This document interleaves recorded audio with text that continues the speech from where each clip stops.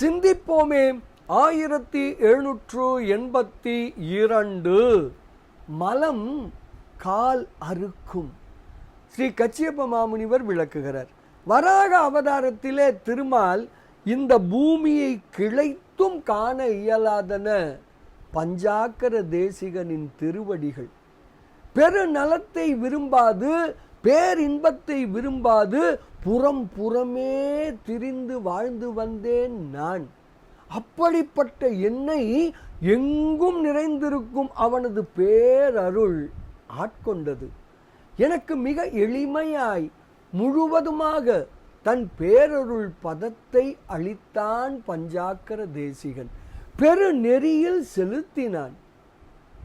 எளியேன், கலங்கினேன்.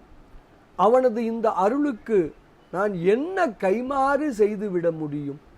என்ன கைமாறு செய்துவிட முடியும்? இப்படியாக திருவருளே பேரின்பம் என்று விளக்குகிறார் ஸ்ரீ கச்சியப்ப மாமுனிவர். பாடலை காணலாமே. நிலம் கால் அகழ்ந்து நெடுமால் அறியா நிகரில் பதம் மலம் கால் அறுக்கும் பஞ்சாக்கரநாதன் மலி அருளால் நலம் காமுற எனக்கு என்மையின் முற்றும் நன்று உய்த்து அளித்தான். கலங்காம இன்மையின் மற்ற அதற்கு ஏற்கும் கடன் இலனே என்று ஸ்ரீ கச்சியப்ப மாமுனிவர் தனது பஞ்சாக்கர தேசிகர் அந்தாதி எனும் அற்புத நூலின் 95வது திருப்பாடலில் மிக அழகாக விளக்குகிறார்.